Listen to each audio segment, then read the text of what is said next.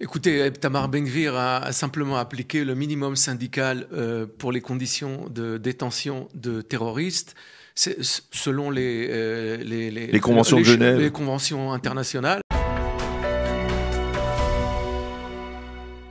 Bien, nous avons le plaisir de recevoir dans ce studio ce matin Meir Benayoun. Meir, bonjour, Boker Tov. Boker Tov. Merci d'être avec nous ce matin. Je rappelle à nos auditeurs que vous êtes le porte-parole, le représentant francophone du parti Force Juive. Le parti Force Juive, c'est Otzma Yehudit de Itamar Ben-Gvir, dont on parle beaucoup, il faut bien l'avouer, dans les médias israéliens. Avec vous, je voudrais d'abord qu'on se focalise sur des déclarations qui sont liées à Itamar Ben-Gvir et après on essaiera de prendre un petit peu de recul pour voir un peu quelle est votre perception de certains sujets qui sont d'actualité brûlante aujourd'hui.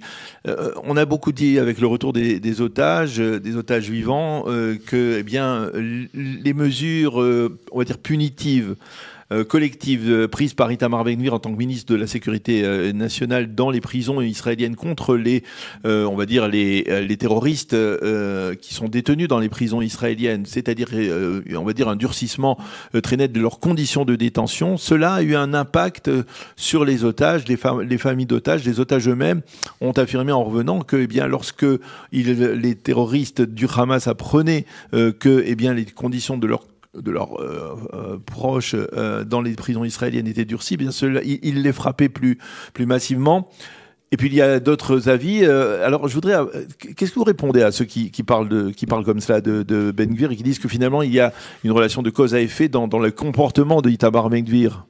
Écoutez, Tamar Ben-Gvir a simplement appliqué le minimum syndical pour les conditions de détention de terroristes, selon les conventions de Genève, les conventions internationales. Il était évident que cette situation absolument inacceptable dans laquelle les terroristes étaient dans des hôtels 5 étoiles dans nos prisons, ça ne pouvait pas continuer.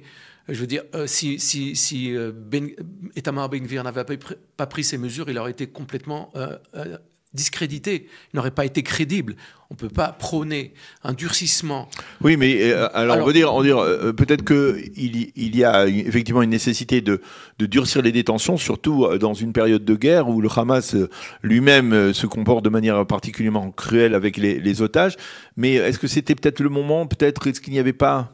Écoutez, c'est vrai que le Hamas, il lui manquait des raisons de s'en prendre de façon absolument abominable à nos otages, d'en avoir exécuté tant. Il y a tant d'otages qui nous sont revenus en morceaux, les malheureux. Excusez-moi d'employer cette expression pour les familles de ces otages-là, mais les enfants, les deux petits bébés, les bibas qui ont été tués à main nue, est-ce que le Hamas, il n'avait pas... Alors il faut souligner que Ditsa Or, la mère d'Avinatan Or, elle a affirmé que lorsque la vidéo de Sdeteman, qui montrait, on va dire, apparemment des exactions de soldats israéliens, de réservistes israéliens contre un terroriste du Hamas a été publiée, eh bien là aussi, son fils a reçu des coups. C'est-à-dire, le Hamas n'a pas besoin de prétextes pour frapper. Je crois qu'à chaque fois qu'il y a des terroristes qui ont été tués, qui ont été éliminés par Tzahal, c'était autant de raisons, c'est-à-dire 30 000 raisons, puisqu'il y a au moins 30 000 terroristes qui ont été éliminés par Tzahal durant cette guerre. Ça fait 30 000 raisons pour frapper nos pauvres otages. Alors je voudrais qu'on revienne maintenant sur un dossier qui a été ces dernières semaines d'actualité, le dossier de la souveraineté d'Israël sur la Judée de la Samarie. Il en avait été question, rappelons même historiquement, il en a été question de manière très claire juste avant la signature des accords d'Abraham en 2020, à la fin du premier mandat de Donald Trump. Mais il y a un veto imposé par les Émirats Arabes Unis qui ont dit ça sera ça ou la signature des accords d'Abraham. Et finalement, Binyamin Netanyahou a penché pour la signature des accords d'Abraham et a sursoit à l'instauration de la souveraineté. Là encore, on en a parlé et finalement, sous la pression des Américains, ça ne se concrétise pas. Quel est votre avis sur la nécessité d'imposer une souveraineté israélienne sur la Judée et la Samarie? Évidemment que la souveraineté israélienne juive sur la Judée-Samarie, c'est l'un des fondamentaux du sionisme, c'est-à-dire un peuple qui libère sa terre et un peuple qui se libère du joug de l'exil. Et il n'y a pas plus Eretz Israël que la Judée-Samarie, c'est-à-dire le centre même, le berceau même du peuple juif. Sauf qu'aujourd'hui, on a quelque chose sur lequel on peut être d'accord avec l'extrême gauche. C'est qu'en Judée-Samarie, il y a près de 2 millions d'Arabes. Vous déclarez aujourd'hui la souveraineté en Judée-Samarie. Qu'est-ce que vous faites ? Qu'est-ce qu'on fait concrètement au niveau de cette population? Même si on proclame la souveraineté... Est-ce qu'on lui donne par exemple la nationalité israélienne? Ou est-ce qu'on lui donne même un statut de toshav, c'est-à-dire de résident comme à Jérusalem? Et si on prend déjà Jérusalem, à Jérusalem on a effectivement la souveraineté totale. Oui. Mais voilà, la ville a été... mais alors, voilà, justement, Jérusalem, alors c'est un problème majeur. Si on prend Jérusalem en 2007, quand il y a eu les élections pour l'autorité palestinienne, à l'époque, Condoleezza Rice, qui était donc secrétaire d'État, avait fait pression sur le gouvernement Olmert pour que les Arabes de Jérusalem puissent participer aux élections pour l'autorité arabe terroriste dite palestinienne de Ramallah. C'est comme ça que je l'appelle, vous m'excusez.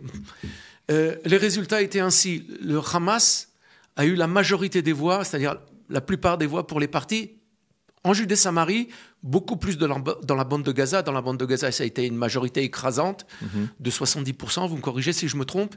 Et à Jérusalem aussi, le Hamas a eu la majorité des voix. Et à Jérusalem, pourtant, les habitants de Jérusalem sont citoyens israéliens. La seule différence, ils sont résidents, c'est-à-dire qu'ils ne peuvent pas voter à la Knesset. Ils n'ont pas de passeport, mais... Ils peuvent voter à la Knesset s'ils font la demande de la citoyenneté israélienne. Ils n'en ont pas fait la demande.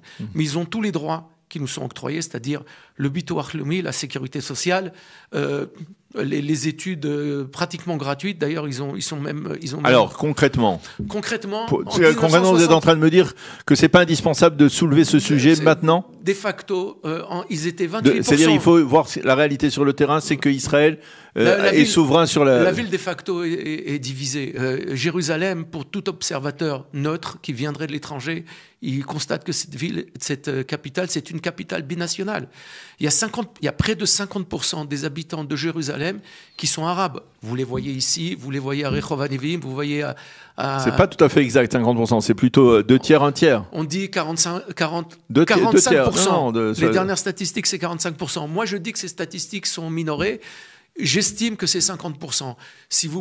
Alors concrètement, c'est-à-dire ça veut dire qu'aujourd'hui, vous avez une population qui nous est, comme dirait le général de Gaulle, qui nous est foncièrement hostile et qui est israélienne dans la capitale d'Israël. 45% si on prend les statistiques les plus optimistes. Alors, qu'est-ce qu'on fait concrètement ?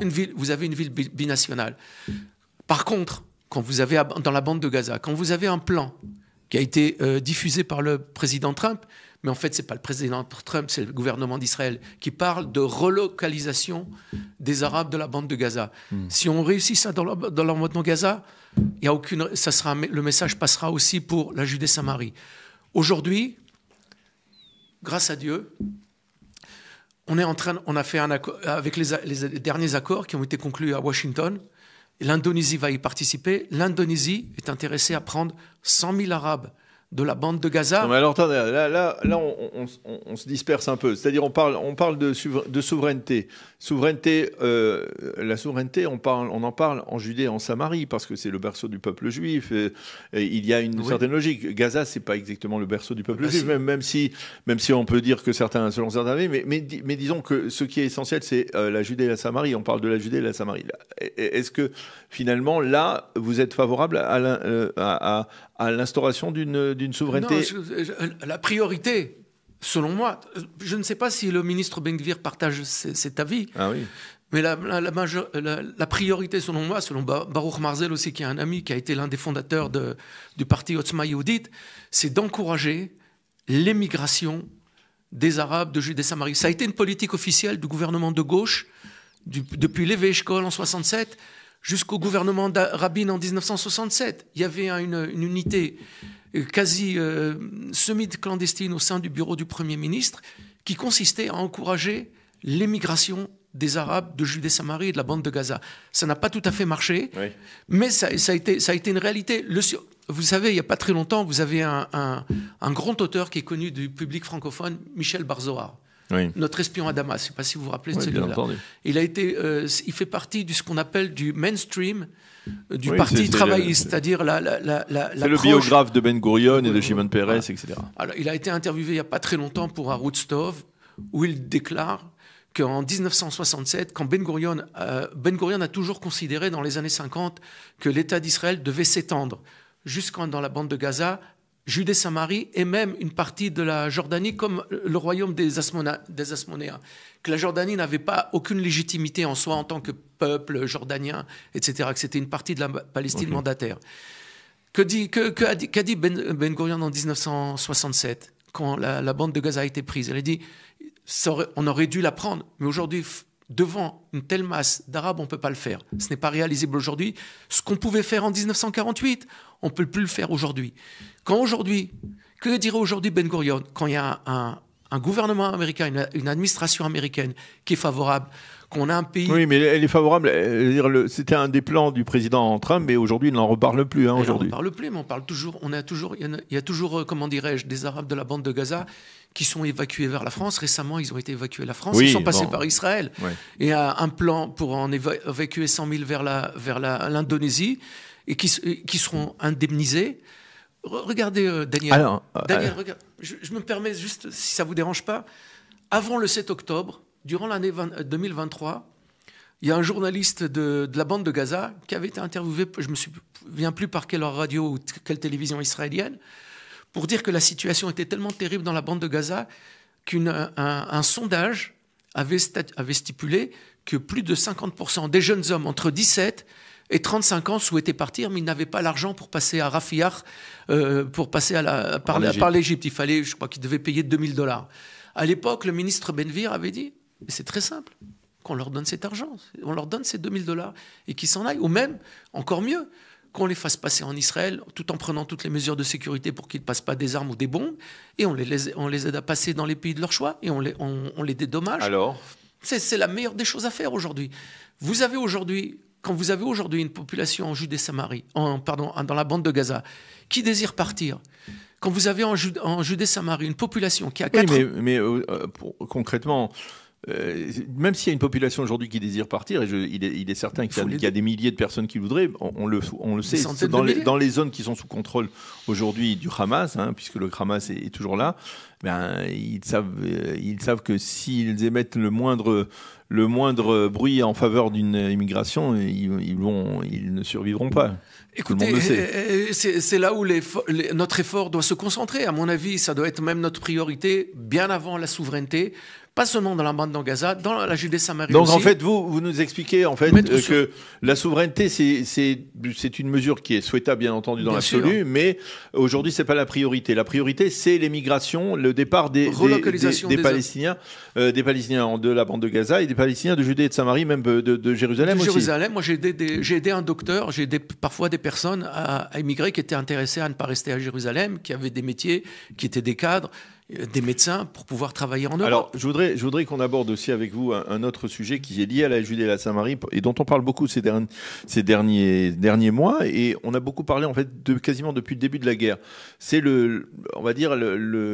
la situation en Judée et en Samarie, ce que l'on appelle les jeunes des collines, les accusations qui ont été portées, on va dire, de manière très très récurrente par l'administration Biden au début de la guerre, qui donnaient le sentiment de vouloir faire une sorte de comparaison entre les terroristes du Hamas et les jeunes des collines qui se livrent à des exactions contre la population palestinienne. Là encore, on entend beaucoup parler de cela. On dit qu'il y a des noyaux de jeunes extrémistes de la droite nationaliste israélienne qui commettent des exactions, qui déracinent des oliviers, qui frappent des Palestiniens, on va dire des civils palestiniens. Quel est votre avis par rapport à ces jeunes-là, en essayant de faire peut-être la distinction entre l'ensemble de la population juive de Judée et de Samarie, qui est une population, on va dire, normative, et, on va dire, certains éléments ultra-nationalistes? Dommage que je n'ai pas ici le récapitulatif de toutes les actions de violence commises par les Arabes de Judée et Samarie. Ça peut aller des jets de pierre, oui, des tentatives de voitures béliers, des tirs. si on avait cette oui, ça on le sait, ça on le connaît. On connaît, c'est plus de 5000 événements par an pour l'année 2024. Combien y en a du côté, combien y a-t-il d'actes qui peuvent être assimilés à des actes de violence contre, de la part de ces radicaux israéliens? Mais même contre la population d'y voir derrière une position idéologique des radicaux qui se seraient organisés, même ça c'est fallacieux. On a simplement vous savez, je ne sais pas si vous connaissez, il y a des fois des jeunes qui ont grandi dans des banlieues un peu violentes. Alors évidemment, ces jeunes-là ont développé des habitudes de se bagarrer, des bagarres. Qu'est-ce qu'on nous a montré de la violence, entre guillemets, des jeunes habitants de Judée-Samarie? Des coups de poing, on se pousse, on casse une barrière. C'est même pas les voitures brûlées qu'il y a en France dans les banlieues le jour de l'an ou après un match de foot. C'est même pas ça. C'est vraiment de la violence minimale. Il y a le nombre de dossiers criminels qui sont ouverts pour les jeunes de Judée-Samarie par la police, statistiquement, c'est moindre que par rapport à des villes du centre de pays comme Tel Aviv, Netanya, Rishon LeZion, Rehovot, tout ce que vous voulez. Alors, d'où ça vient? Ça vient simplement qu'on est... si vous grandissez dans un milieu où il y a de la bagarre, où il y a une tension nationale, où depuis que vous êtes né, il y a des attentats, il y a des gens qui meurent. Quand vous prenez la route, vous prenez le risque de vous faire tuer. Par exemple, on prend Khawara. Khawara, cette ville où il y avait beaucoup de voitures qui passaient. Il y a Khawara, il y avait un rond-point qui s'appelait le rond-point des attentats. Vous avez eu à Khawara plusieurs fois des gens qui se sont pris des pierres, qui ont été tués, qui ont été assassinés. Si un jeune il vient là-bas et qui voit que se développe quelque chose, il se met à chercher la bagarre. C'est presque naturel quand on a 17 ans, 18 ans. Je veux dire, on n'est pas non plus des anges à cet âge-là. C'est des adolescents, ils ont le sang qui bout. Quand ils voient qu'il y a de la violence autour d'eux qui est tournée contre eux parce qu'ils sont juifs, c'est tout à fait normal qu'ils répondent. On a connu ça quand on était jeunes adolescents en France. Quand il y avait des antisémites, on cherchait la bagarre contre les antisémites.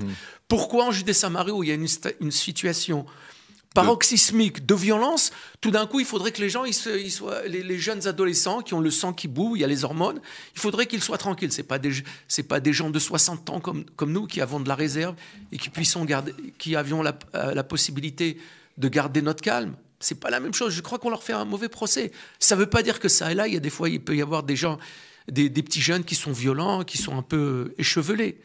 Ça existe aussi. Je ne veux pas non plus dresser une image d'Épinal.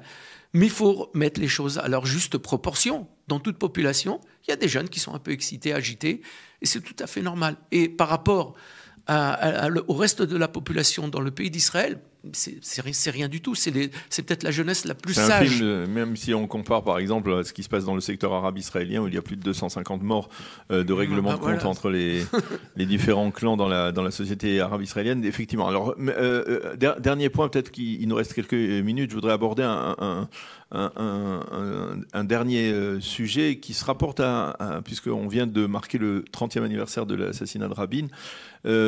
Les médias ont rappelé que celui qui est aujourd'hui donc ministre de la Sécurité nationale, eh bien, avait été, on va dire, l'un des agitateurs à l'époque de l'assassinat d'Yitzhak Rabin, Itamar Ben-Gvir, qui, on rappelle qu'il avait arraché le symbole le logo de la voiture de la limousine d'Yitzhak Rabin et avait dit, enfin, sous forme de menace, on peut arriver à vous. Itamar Ben-Gvir, 30 ans après, est-ce qu'il a changé? Est-ce que le fait d'être devenu ministre, ça l'a apaisé? On n'a pas vraiment le sentiment. C'est même avant d'être ministre. Il a même lui-même déclaré ces dernières années, vous savez, on a eu beaucoup de campagnes électorales. On l'a interrogé là-dessus des dizaines de fois. Il a répondu, excusez-moi d'en rire, parce que j'ai entendu des gens qui sont apparus, que vous avez interviewés, notamment Denis Charbit, Michael Darmon. On n'a pas besoin de dire de nom. Non, mais enfin, je les cite parce que simplement, ils en ont parlé récemment, ou même dans Orviller, ils en ont parlé récemment dans les médias en France. Michael Darmon à l'antenne de France Culture, Daniel Charbit, je ne me souviens plus à quelle chaîne, pour montrer qu'aujourd'hui, les héritiers de Rabin, les héritiers de Yigal Amir sont aux commandes en Israël. C'est une calomnie, c'est une diffamation. Vous avez un jeune échevelé, comme vous avez décrit, qui faisait des espiègles, qui qui s'appelait Itamar Ben-Gvir. Il avait 16 ans. Ribono Shel Olam, on n'a pas fait des bêtises quand on avait 16 ans. Oui. Qu'est-ce qu'il a fait? Il a pris le signe de la voiture et il a montré après, vous le voyez dans les enregistrements, il est en train de rigoler comme ça, un peu goguenard. Ouais. Un jeune qui ne comprend pas toujours comment dirais-je, les résultats de ses actes et qui a dit voilà, comme on est arrivé à sa voiture, on arrivera à lui. Mais lui-même, il a été choqué comme nous tous quand Rabin a été assassiné. Au passage, une affaire où il y a encore des zones d'ombre, il y a encore des questions. On ne va pas rentrer là-dedans. Oui. Vous avez maintenant Itamar Ben-Gvir, quel âge il a aujourd'hui? Je ne sais pas, il doit avoir, si ça va, mais il a 45 ans, 46 ans. Il a 48 ans. Oui. Vous croyez que moi, quand j'avais 48 ans, je pouvais cautionner tout ce que j'ai fait à l'âge de 16 ans, quand j'étais jeune militant adolescent juif en France? Évidemment que non. Non, mais là, il y a une certaine responsabilité ministérielle aujourd'hui. On a parfois l'impression qu'il se conduit, c'est-à-dire avec, par exemple, lorsqu'il monte sur le mont du Temple systématiquement, etc. Le mont du Temple, c'est pas... C'est-à-dire, finalement, même si parfois, il faut bien l'avouer, Itamar Ben-Gvir a plus de fois raison que certains autres hommes politiques dans les développements de la vie en Israël, la manière dont il présente les choses, on a le sentiment que c'est de manière peut-être elle-même problématique. Alors justement, j'ai entendu un commentateur que j'aime beaucoup, que j'apprécie énormément, Gilles William Goldnadel, dire en France, je crois sur Radio J, que Itamar Ben-Gvir n'est pas sortable. Oui. Mais Itamar Ben-Gvir n'a pas à être sortable, il n'a pas à être présentable en France, il a à être présentable vis-à-vis de ses électeurs. Il y a quand même un peuple d'Israéliens, il y a quand même un peuple juif en Israël, une majorité juive.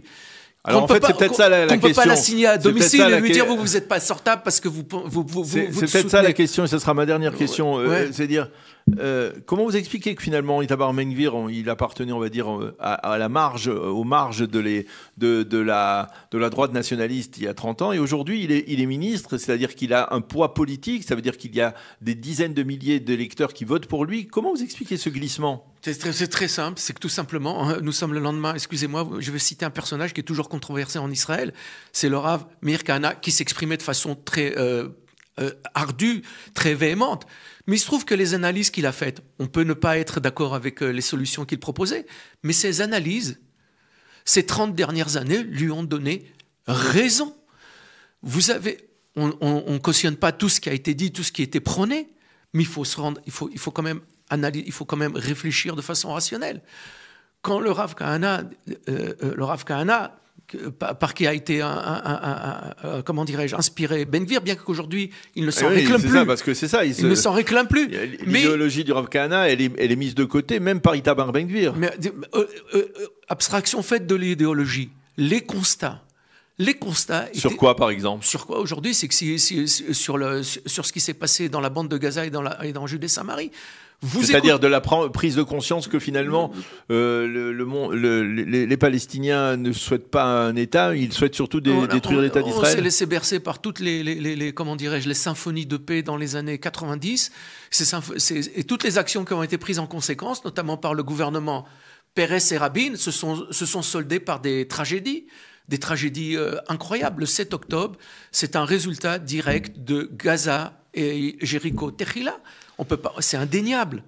Le Hamas a pu prendre son élan justement à l'époque où il y a eu les accords d'Oslo. Eh bien, on a terminé le temps qui nous était imparti de cet entretien. C'était très intéressant de dialoguer avec vous sur ces multiples sujets. Merci beaucoup, Meir Hayun, d'être venu dans notre studio jusqu'ici pour nous donner un peu un aperçu de la position, on va dire, de votre parti, le parti Force Juive, même si c'est pas tout le temps. Oui, j'ai des positions personnelles aussi. Vous avez vos positions personnelles, mais en tout cas, on a compris la teneur et la trame du message. Merci beaucoup d'avoir été avec nous ce matin. Je voudrais rendre hommage quand même à notre Premier ministre. On n'est pas toujours d'accord avec lui, mais je crois qu'on a affaire à un grand homme d'État. Je crois qu'il n'y a aucun Premier ministre avant lui en Israël qui a eu affaire à autant de défis et autant de pression de la part de la société israélienne. De la société israélienne d'une part, et aussi de la communauté internationale. On peut dire merci à notre Premier ministre, Kol HaKavod Benjamin Netanyahou. Merci beaucoup, Meir Hayun, d'avoir été avec nous ce matin. Bonne continuation, à bientôt, Meir.